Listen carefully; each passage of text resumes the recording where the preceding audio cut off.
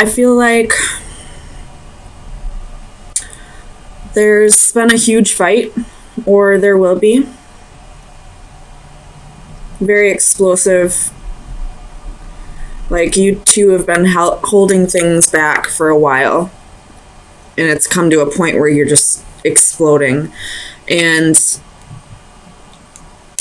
I feel like this Death card is showing that this might be the end of a relationship, or this could be the end of the way you used to react.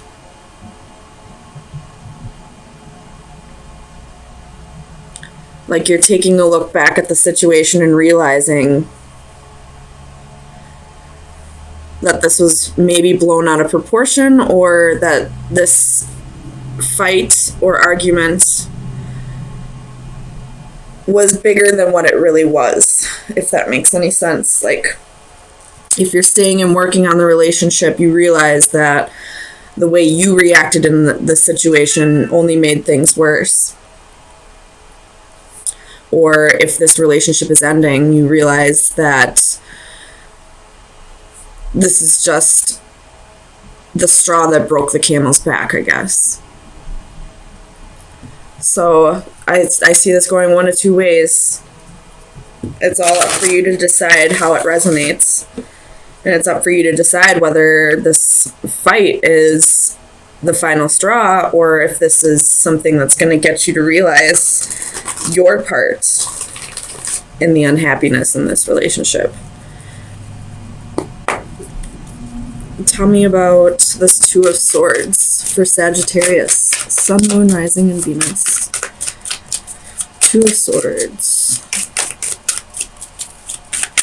Two of Swords. Clarify the Two of Swords.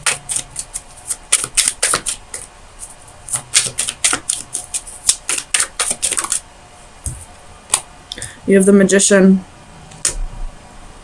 So whichever you choose, whether to stay in the relationship and work on things, like genuinely work on them from your point of view, or if you decide that this relationship is over, you're ready for a new start. You're ready to manifest a new start. You're ready to manifest bigger and better, either with this person or without. Tell me about this Knight of Cups for Sagittarius, Sun, Moon, Rising, and Venus. You have the King of Swords reversed.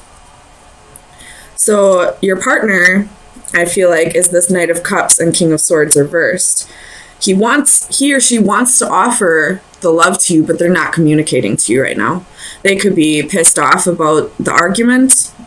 They could be feeling like you don't want them to offer you this love. Maybe they feel like you just want your space right now. But they do have love for you. They're just not communicating that. Tell me about the Seven of Pentacles for Sagittarius. You have three of them. So you have the Five of Wands, the Four of Cups, and the Ace of Swords reversed. So you're really contemplating this right now. This fight has made you come to a turning point, and you're really unsure of what to do. You have the Four of Cups, and this is, contemplating the offer, not turning it down, but not taking it up. You're just thinking about it for now. And then you have the Ace of Swords reversed. This is really confused energy, not sure what to do, not seeing what the correct answer is at this time. And the Seven of Pentacles is, waiting for your harvest, waiting, the Four of Cups and the Seven of Pentacles are both cards of waiting, of, not acting on anything. Tell me about the Strength card for Sagittarius, Sun, Moon, Rising, and Venus. Strength. Justice reversed. So you realize that the way you reacted in the situation was unfair, and now you're trying to tame the beast, so to speak. And the beast could be your pride, your ego, or it could just be that you have a temper and you're realizing that, you know, sometimes you need to learn to ground yourself and balance yourself. And, you know, if you need to step away from the situation, then step away. Take the time that you need to cool down and come back with a clear head. Or this could be, if you are breaking up, the situation was unfair. Whatever this argument was about, it wasn't a balanced argument. This person came at you with something that you feel wasn't just, it wasn't fair. And now you're having the strength to stand up for yourself and set boundaries and tell this person, you're not allowed to treat me this way. And if that means we have to break up, then that means we have to break up. I have to do what's right for me. Tell me about this Nine of Cups for Sagittarius, Sun, Moon, Rising, and Venus. Page of Cups reversed, Two of Cups reversed. So, if you are staying with this person and you do work on things, I feel like there's a little bit of arrogance and you're maybe a little pride that's keeping you emotionally separated. You're not able to come together and cooperate correctly. If I do feel like this is a separation though, with the Page of Cups and the Two of Cups reversed and Eight of Cups at the bottom of the deck, I do feel like somebody is going to walk away from the situation because it just isn't it isn't what's right for you at this time. Doesn't mean that this is a permanent separation. This could be just temporary. But whatever this argument is, you know, it may have been over something very minuscule, something very small, but the way you both reacted in the situation said more than the fight itself. Maybe there was a lack of respect for each other on maybe both ends or just one person's end. And that's kind of showing their true colors. Because there are ways of, arguing in relationships can be healthy. It's very healthy. But when it becomes this Five of Wands, where it's explosive and, it could get physical, it could just get verbal where you're screaming at each other. But either way, it's not a healthy argument the way you're arguing. And there needs to be a transformation here, whether that be a break, time away from each other to really appreciate each other more, or a permanent breakup. Or if you are staying in this relationship, both of you need to take time for yourselves to really center yourself and think about how you're going to go into this relationship in a more healthy way. Where you're going to both agree to argue in healthy ways. Maybe you're going to go to counseling,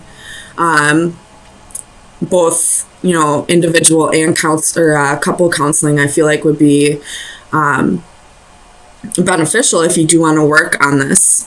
Especially like if you are going to couples counseling, make sure you do go to individual counseling as well. Generally in relationships, the one thing that, whether it doesn't matter the actual reason why you broke up, the overall reason is because we had something about ourselves that we needed to work on and we weren't able to fix it in time to fix the relationship.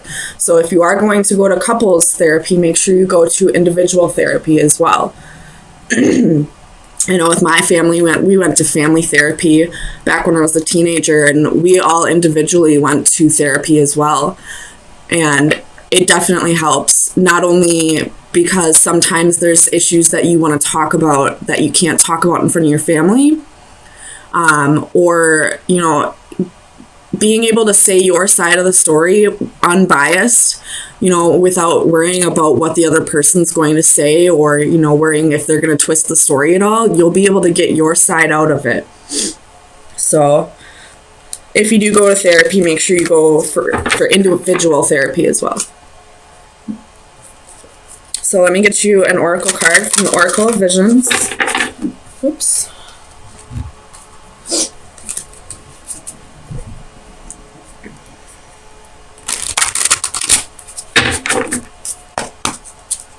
All right, Sagittarius, Sun, Moon, Rising, and Venus. Sagittarius, Sun, Moon, Rising, and Venus. Sagittarius, Sun, Moon, Rising, and Venus. Sagittarius.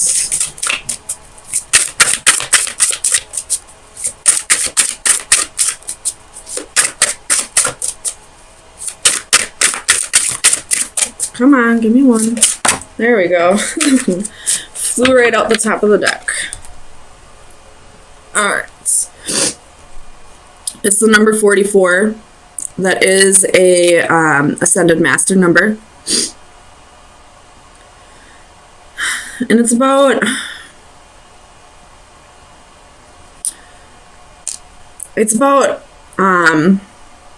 assimilation. If you see in the picture, it's a human, but she's wearing, you know, swan feathers. She's, you know, moving with the swans, becoming one with them. So it's about, you know, adapting and stuff like that. But let me read out of the book for you.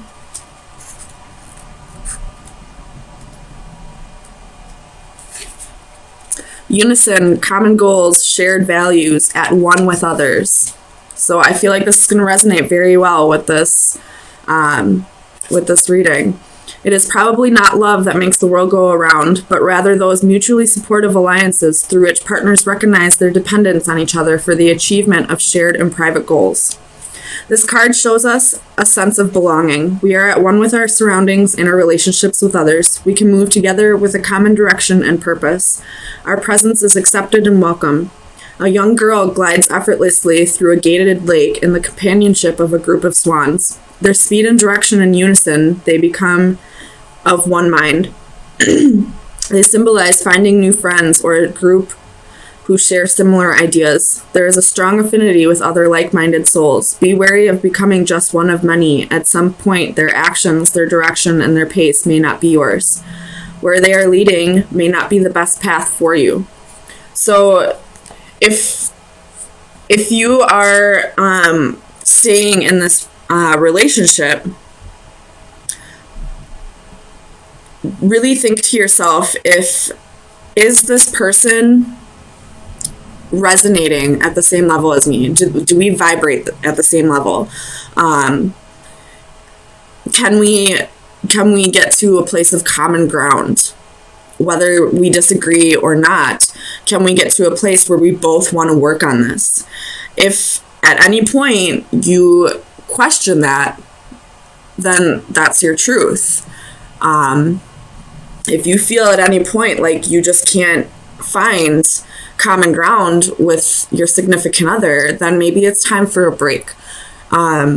And I don't mean jumping from one relationship to another. You know, I don't mean finding somebody who does resonate with you. I mean taking a break for yourself and to really see if where you were resonating before is where you're supposed to be resonating.